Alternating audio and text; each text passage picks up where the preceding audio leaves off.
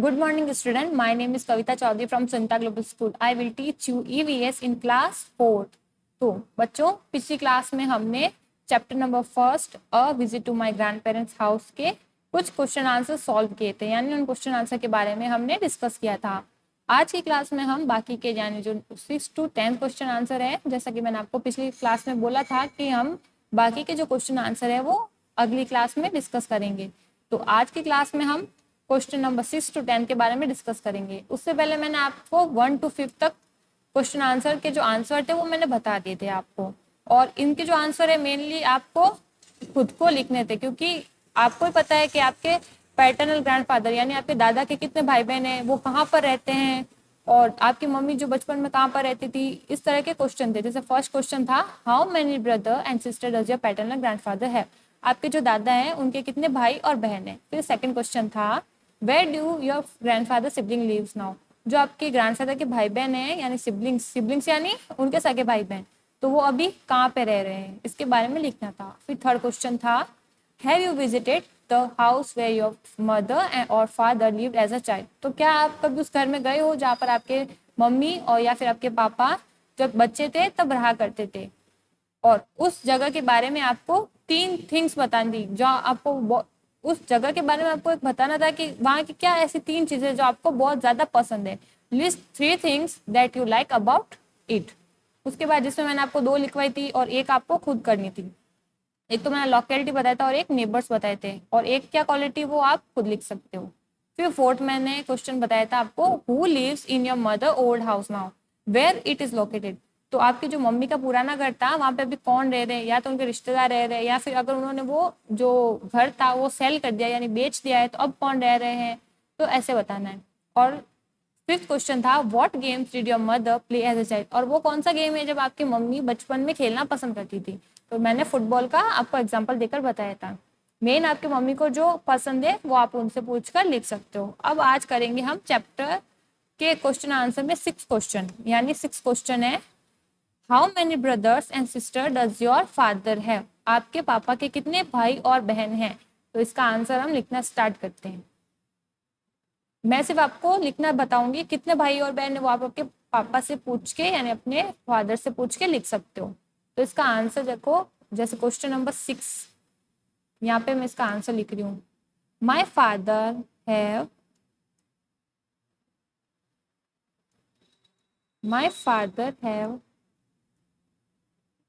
जब अगर उनके 1 ब्रदर है तो मैं लिखूंगी one brother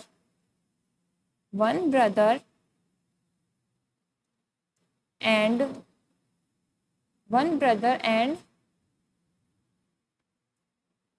1 sister and 1 sister, तो इसका आंसर हो गया। सिस्टर अगर 2 है तो 2 लिखना, अगर ब्रदर 2 है तो 2 लिखना, जितने भी अगर सिस्टर नहीं है तो क्या लिखोगे कि माय फादर है 1 सिस्टर एंड बस 1 ब्रदर लिखोगे। क्या लिखोगे, माय फादर है 1 ब्रदर, अगर सिस्टर नहीं है तो सिस्टर के बारे में नहीं लिखना है, सिर्फ ब्रदर के बारे में लिखना है, यानी आपके एक चाचा है। तो ये हो गया 6 क्वेश्चन कि इसमें पूछा गया था कि how many brother and sister does your father है, आपके जो पापा हैं उनके कितने भाई बहन है। फिर अगर भाई नहीं है बहन नहीं है तो लिखोगे my father have 2 sister 1 sister, जितनी सिस्टर है उनसे पूछ के लिख दोगे, तो आप समझ गए होंगे। अब देखो 6 क्वेश्चन हमने कर लिया, अब 7 क्वेश्चन है, why do member of a family move away from the place where they are born and brought up, तो इसमें क्वेश्चन 7 में हमें पूछा गया है कि why do members of the family move away, जो फैमिली के मेंबर्स होते हैं वो उस जगह को छोड़कर क्यों जाते हैं जहाँ पर वो पैदा होते हैं और बड़े होते हैं। बॉर्न का मतलब होता है पैदा होना, जैसे देखो बॉर्न का मीनिंग होता है पैदा होना, जहाँ पे वो पैदा हुए और बड़े हुए। ब्रॉटअप का मीनिंग होता है बड़े हुए, जहाँ पे बड़े हुए। तो वो क्या कारण है जहाँ पे कोई फैमिली मेंबर है वो उस जगह को छोड़कर जाते हैं जहाँ पर वो पैदा होते हैं बड़े होते हैं, तो क्या वो रीजंस हो जाते हैं उनको वो घर छोड़ना पड़ता है। तो इसका आंसर हम लिखेंगे जैसा कि हमने चैप्टर में भी पढ़ा था, वही हम आंसर यहाँ पे लिखेंगे। तो देखो इसका आंसर हो जाएगा, मैं आंसर ऊपर लिख देती हूँ यहाँ पर। तो देखो क्वेश्चन नंबर 7 क्या है, इसका आंसर लिख रही हूँ। तो लिखेंगे हम फॉर एजुकेशन, फॉर एजुकेशन यानी शिक्षा, फॉर एजुकेशन, जॉब और मैरिज, और marriage, member of, members of, members of a family, members of a family move away, move away, move away, उसके बाद from the place, from the place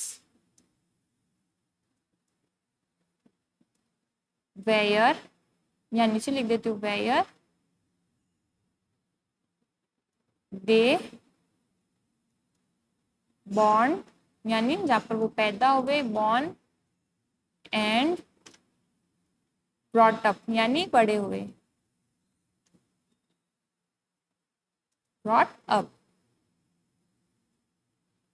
तो question ये था कि फैमिली मेंबर्स को कई बार क्या होता है, उन फैमिली मेंबर्स को वो जगह क्यों छोड़नी पड़ती है जहाँ पर वो पैदा हुए थे और बड़े हुए थे। तो इसका आंसर था फॉर एजुकेशन, जॉब और मैरिज।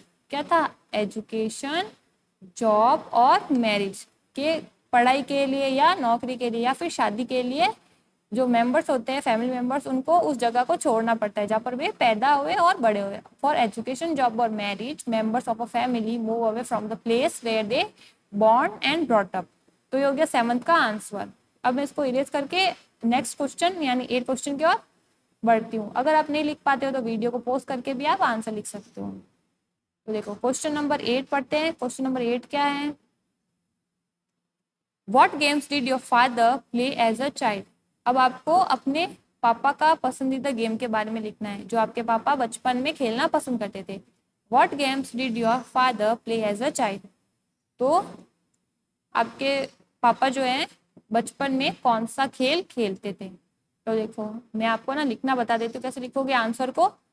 आंसर लिखना बता देती हूँ, जो पसंद हो आपके पापा से आप पूछ के लिख सकते हो। तो देखो आंसर हो सकता है, क्वेश्चन नंबर 8 का आंसर मैं यहाँ लिख देती हूँ। My father, my father play, my father play cricket, जैसे कि मैंने क्रिकेट लिख दिया यहाँ पे, CRICKET, क्रिकेट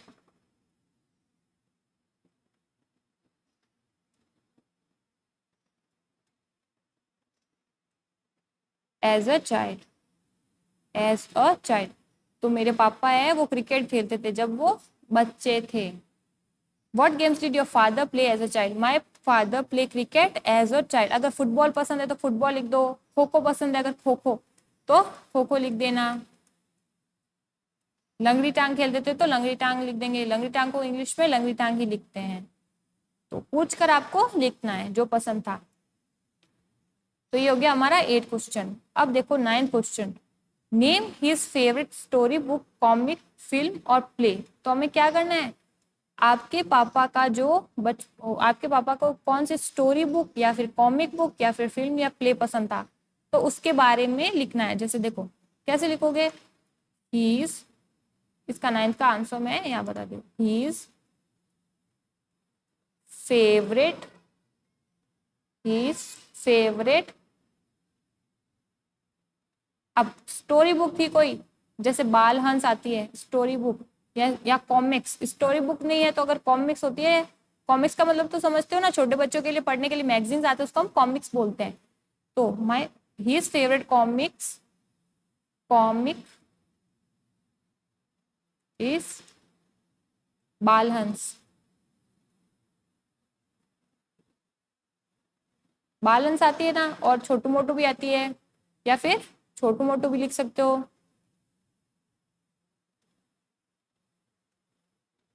ये इस तरह की कॉमिक्स आती है। स्टोरी बुक काफी तरह की आती है, जो भी आपके फादर को पसंद है उस स्टोरी बुक के बारे में आप लिख सकते हो। फिल्म, अगर कोई बचपन में फिल्म पसंद रही हो तो उसके बारे में, और या कोई प्ले पसंद हो तो उसके बारे में लिख सकते हो। अब अगर चारों ही है, जैसे स्टोरी बुक भी है, कॉमिक भी है, फिल्म भी है, प्ले भी है, तो कैसे लिखोगे? हिज फेवरेट कॉमिक इज, या फिर my father favourite comic is Balhans. फिर स्टोरी बुक इज, उस स्टोरी बुक का नाम। फिर फिल्म, फिल्म इज तो करके फिल्म का नाम, और फिर प्ले इज प्ले का नाम। जैसे कॉमिक हो गई, फिर देखो कॉमिक हो गई, उसके बाद अगर कोई स्टोरी बुक है तो कैसे लिखोगे? His favourite comic is Balhans. फिर स्टोरी बुक इज, ऐसे स्टोरी बुक अगर कोई है तो स्टोरी बुक का आगे यहाँ पे नाम आ जाएगा। फिर कोई फिल्म है तो फिल्म इज, ऐसे फिल्म इज, फिल्म इज। और फिर प्ले, कोई प्ले है तो प्ले के बारे में। तो ऐसे करके अगर सिर्फ कॉमिक है तो कॉमिक के बारे में लिखना है, अगर कोई फिल्म है तो फिल्म के बारे में, प्ले है तो प्ले, नहीं तो स्टोरी बुक के बारे में। नहीं तो चारों कैसे लिखोगे मैंने आपको बता दिया है। अब क्वेश्चन नंबर 10, 9 तक हमने कर लिया। क्वेश्चन नंबर 10 है, do you help your grand parents to do things that they are not able to do on their own? क्या आप अपने दादा दादी की या नाना नानी की उन कामों में मदद करते हो जो वो खुद करने में सक्षम नहीं है? नॉट एबल यानी, एबल का मतलब होता है सक्षम, यानी खुद से नहीं कर पाते हो, तो आप अपने दादा दादी का मदद करते हो उन कामों में जो वो खुद से नहीं कर सकते। तो हम लिखेंगे यस, इसका आंसर होगा क्वेश्चन नंबर 10 का yes. Yes, I help my, I help my grand parents, grand parents to do things, to do things, to parents to do things that that they are, that they are not able to do things that they are not able to, able यानी योग्य, यानी खुद से करने में, खुद से करने में योग्य नहीं है। एबल टू डू ऑन, देखो डू अलग है ऑन अलग है, do on, do on their own, यहाँ पे ओन आ जाएगा। फिर अगर क्या लिखेंगे, ये तो हाँ कि मैं अपने दादा दादी की उन कामों में मदद करता हूँ जो स्वयं से नहीं कर सकते। अब इसमें अपन उन कामों को भी जोड़ सकते हैं, कौन कौन से वर्क है जो वो खुद नहीं कर सकते, या फिर आप उनकी उन कामों में मदद करते हो, तो क्या क्या काम है अपन लिख सकते हैं। जैसे I help my grand parents, I, देखो आपको लगातार लिखना, मैं यहाँ नीचे लिख देती हूँ, या फिर देखो इसको इरेज करके यहाँ तक हो गया, उसके बाद यहाँ लिखो 10th वाला ही है, I help my grand parents, grand parents, parents in in day to day work, यानी रोजमर्रा के कार्य। डे टू डे वर्क का मीनिंग होता है रोजमर्रा के कार्य, यानी रोज के कामों में। लाइक जैसे, लाइक का मीनिंग होता है जैसे, हेल्प देम, लाइक, लाइक करके आगे help them, help them, help them with household, help them with household chores, यानी कि I help my grand parents in day to day work, मैं अपने जो ग्रैंड पेरेंट्स हैं उनके रोजमर्रा के कार्य में मदद करता हूँ, जैसे उनके घर के कार्य में। हाउस होल्ड कोर्स का मीनिंग होता है घर के कामों में, और और लिख सकते हो take care of, take care of, take care of their health, और उनकी स्वास्थ्य, उनके जो स्वास्थ्य यानी हेल्थ है उनका मैं ध्यान रखता हूँ। Take care of their health, उनके स्वास्थ्य का मैं ध्यान रखता हूँ या मैं ध्यान रखती हूँ। तो क्वेश्चन 10 था, do you help your grand parents to do things that they are not able to do on their own. तो इसमें हमने लिखा था हाँ, yes I help my grand parents to do things that they are not able to do on their own. फिर हमने लिखा था I help my grand parents in day to day work, मैं उनके रोज के कामों में मदद करता हूँ। जैसे help them with household chores, यानी घर के कामों में, जो उनके घर के काम होते हैं उनमें, और उनके स्वास्थ्य को यानी उनकी तबीयत का मैं ध्यान रखता हूँ, take care of their health. तो ये हो गया 10th क्वेश्चन। तो ये क्वेश्चन आंसर हो गए पूरे, जिसमें हमने 10 क्वेश्चन आंसर देखे थे। अब देखो सेकंड क्वेश्चन आंसर की ओर बढ़ते हैं, और ये 10 क्वेश्चन आपको, जो 10 क्वेश्चन है आपको अपनी किसमें करने हैं, ईवीएस की नोटबुक में करने हैं। अब देखो सेकंड क्वेश्चन है, what are they called in your mother tongue, what are they called in your mother tongue. अब देखो क्वेश्चन दे रखा है आपको कि आप है ना मदर टंग यानी अपनी मातृभाषा में इनको क्या बोलते हो। जैसे फर्स्ट है मदर फादर, तो हमारे मदर के जो फादर है वो हमारे नाना लगते हैं, तो हम उनको मदर टंग में नाना बोलते हैं, तो इसका आएगा नाना। मदर टंग का जो मीनिंग होता है वो होता है मातृभाषा, यानी हमारी मातृभाषा हिंदी है, तो हम मातृभाषा में अपने इन रिलेटिव्स को क्या कहते हैं। तो देखो नाना, मदर की मदर नानी, तो हम लिखेंगे नानी, NANI। उसके बाद मदर सिस्टर, तो हमारे जो मदर की सिस्टर होते हैं उन्हें हम मासी बोलते हैं, तो MASI मासी।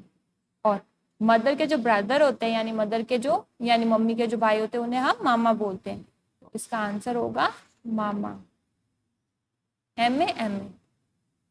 नहीं समझ आ रहा तो मैं फिर से लिख देती हूँ मामा।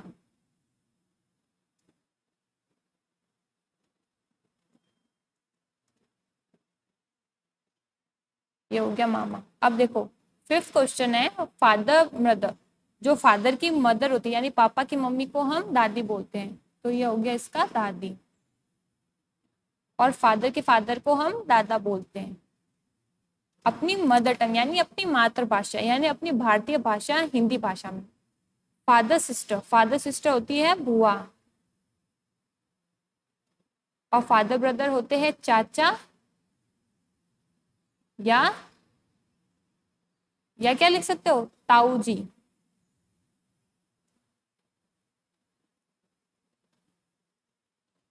तो चाचा लिख सकते हो या ताऊ जी लिख सकते हो। तो अब सेकंड क्वेश्चन था, what are they called in your mother tongue, आप इनको अपनी मातृभाषा में क्या बोलते हो।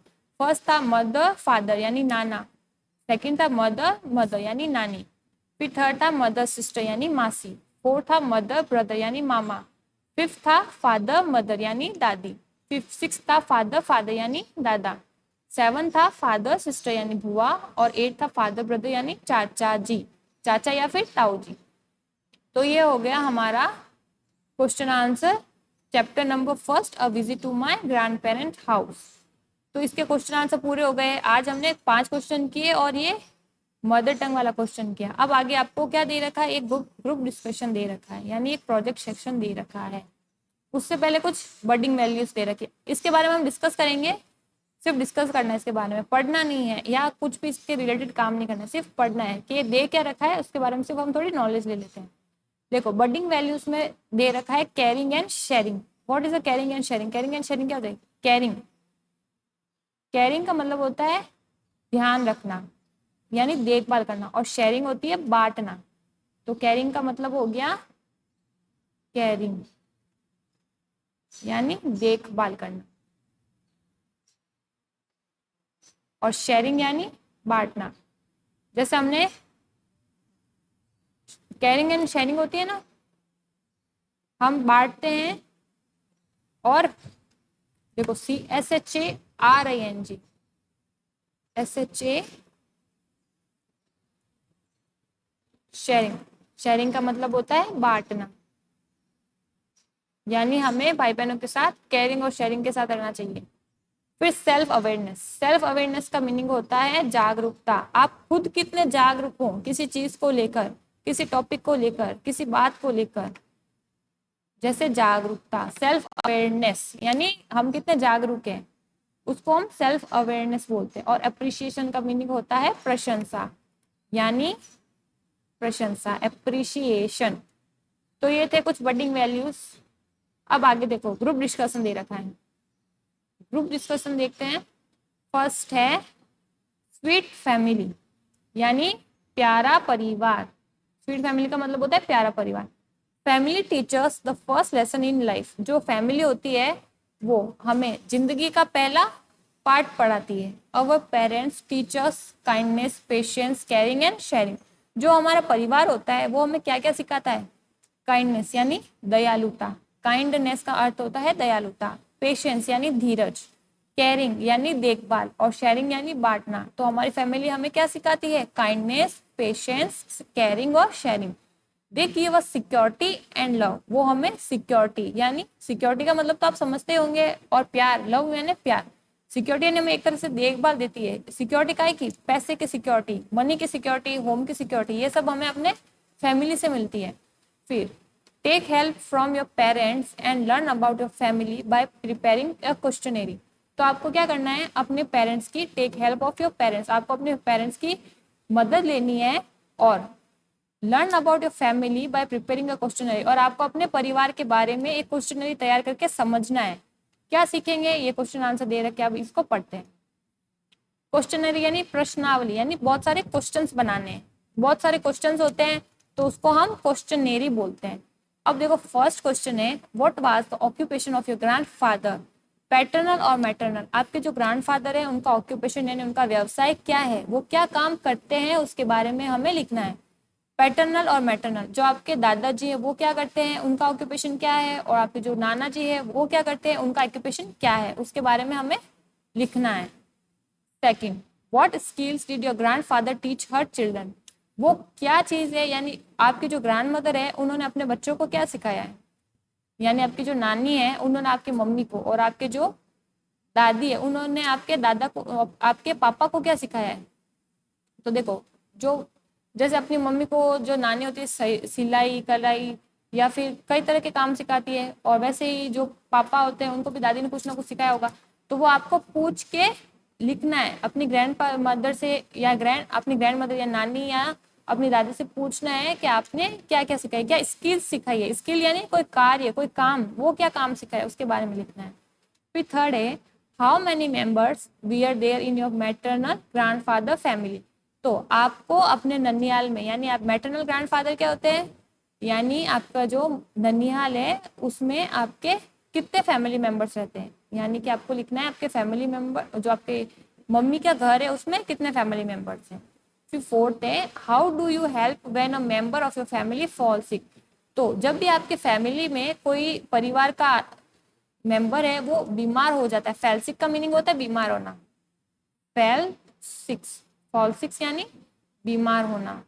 तो जब भी कोई फैमिली का कोई मेंबर बीमार हो जाता है तो आप किस तरह से उनकी हेल्प करते हो, उनकी बीमारी में उनकी कैसे मदद कर सकते हो, क्या करते हो, उसके बारे में लिखना है।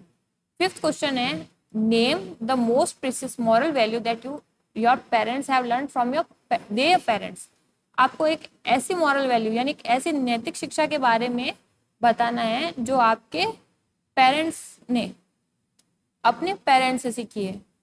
क्या क्या सीखा है? जैसे जैसे रिस्पॉन्सिबिलिटी यानी जिम्मेदारी लेना सीखा है, रेस्पेक्ट यानी आदर करना सीखा है, जेंटलनेस यानी नम्रता को सीखा है, दया सीखा यानी कंपैशन को सीखा है। तो अगर ये सीखा है तो आप ये लिख सकते हो, name the most precious moral value, यानी वो एक कीमती मॉरल वैल्यू यानी एक कीमती नैतिक शिक्षा वो क्या है जो आपके पेरेंट्स ने, आपके मम्मी पापा ने अपने मम्मी पापा यानी आपके दादा दादी से सीखी है। How do children learn good habits? अब क्वेश्चन 6 है कि एक बच्चा है वो अच्छी आदतों को कैसे सीख सकता है।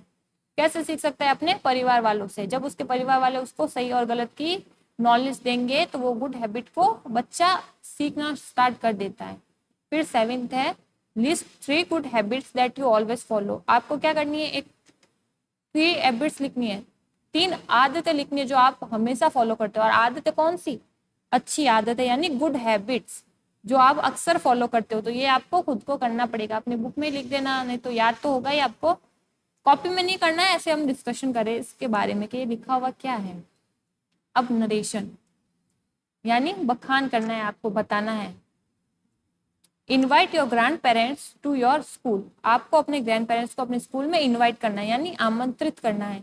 Ask them to narrate how they guided their children to get a good education and become good human beings. तो क्या करना है? आस्क देम, उनको पहले तो ग्रैंड पेरेंट्स को अपने स्कूल में बुलाना है, फिर उनको बोलो कि सबके सामने बताए कि उन्होंने अपने बच्चों को कैसे है ना गाइड किया है, कैसे एक अच्छी एजुकेशन यानी गुड एजुकेशन दी है और उन्हें एक अच्छा आदमी बनाया है, अच्छा इंसान बनाया। गुड ह्यूमन बींग्स यानी अच्छा आदमी होना या अच्छा मनुष्य होना। गुड गुड ह्यूमन बींग्स का मीनिंग होता है अच्छा मनुष्य। एक अच्छा आदमी कैसे बनाया है। This will make you understand your responsibility toward them and your parents too. तो ऐसा करने से आपको क्या मदद मिलेगी? आप अपनी जो रिस्पॉन्सिबिलिटी है उसको अंडरस्टैंड करोगे, और आपकी जो रिस्पॉन्सिबिलिटी किसके प्रति है? आपके पेरेंट्स के प्रति और आपके प्रति जो रिस्पॉन्सिबिलिटी यानी आपकी क्या जिम्मेदारी बनती है वो भी आप सीखोगे। तो ये हो गया क्वेश्चन नंबर 2। अब देखो थर्ड है थिंक एंड टेल, सोचो और बताओ। Discuss with your parents and list 5 moral values that help the children to grow into a good human being। आपको अपने मम्मी पापा से एक डिस्कशन करना है कि वो कौन सी 5 मॉरल वैल्यूज है यानी कौन सी 5 वो नैतिक शिक्षा है जो कि एक बच्चे को एक अच्छा मनुष्य बनने में मदद करती है। तो देखो मैं तो बताऊं कैसे लिख सकते हो आप। 5 हैबिट्स तो बहुत आसान है, अपन ने चैप्टर में भी पढ़ी है। सबसे पहले रिस्पॉन्सिबिलिटी हो सकती है, रिस्पॉन्सिबिलिटी।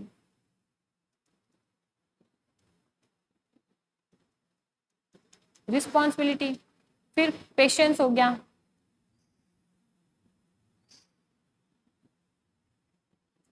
पेशेंस, जेंटलनेस यानी नम्रता, सबसे अच्छे से बात करना, जेंटलनेस, और कंपैशन हो गया। कंपैशन का मीनिंग देखो, कंपैशन यहाँ लिख देती हूँ, कंपैशन यानी दया रखना सबके प्रति। और सबसे बड़ी बात रेस्पेक्ट, सबके प्रति रेस्पेक्ट रखना यानी आदर भाव का आदर भाव रखना, आदर करने की जो क्वालिटी होती है वो रखना। तो ये 5 वैल्यू होती है जिससे बच्चा एक अच्छा आदमी बन सकता है। जैसे रिस्पॉन्सिबिलिटी यानी जिम्मेदारी, पेशेंस यानी धीरज रखना, जेंटलनेस यानी नम्रता रखना, कंपैशन यानी सबके प्रति दया भाव रखना, और रिस्पेक्ट यानी सबका आदर करना। अब 4th क्वेश्चन है डू इट योरसेल्फ, ये आपको खुद को करना है। Why I am important to my family, आपको सोचना है कि आप अपनी फैमिली के लिए इम्पोर्टेंट क्यों हो। आप में ऐसी क्या क्वालिटी है कि आप अपने फैमिली के लिए जो है इम्पोर्टेंट हो। अब ये हो गया हमारा चैप्टर पूरा। चैप्टर नंबर 1 था a visit to my grand parents house, जिसमें हमने सबसे पहले चैप्टर रीडिंग की। उसके बाद हमने ये देखो कोर्स थे, आपको list the course that you do in your home, आपको खुद को करने थे। संडे से लेकर सैटरडे तक आप क्या घर पे काम करते हो वो लिखना था। उसके बाद आपको ऑक्यूपेशन लिखने थे, अपने फादर मदर अंकल आंट, और 2 ऑक्यूपेशन लिखने थे जो आप पसंद करते हो यानी व्यवसाय लिखने थे। उसके बाद हमने क्वेश्चन आंसर देखे थे, ये क्वेश्चन आंसर पूरे हो गए। उसके बाद सेकंड क्वेश्चन देखा था कि हम इनको मदर टंग में क्या बोलते हैं, और ये मैंने आपको समझा दिया था, ये नहीं करना है पर ये क्या था, किस तरह से हम इसको पढ़ सकते हैं, मैंने आपको वो बताया है। तो आज की क्लास में इतना ही, ये चैप्टर हो चुका है पूरा। उम्मीद करती हूँ आपको ये चैप्टर बहुत ही अच्छा लगा होगा और आप इसकी जो मॉरल वैल्यू थी, इस ये पार्ट जो मैं समझाना चाहता था उसके बारे में अच्छे से समझ चुके हैं।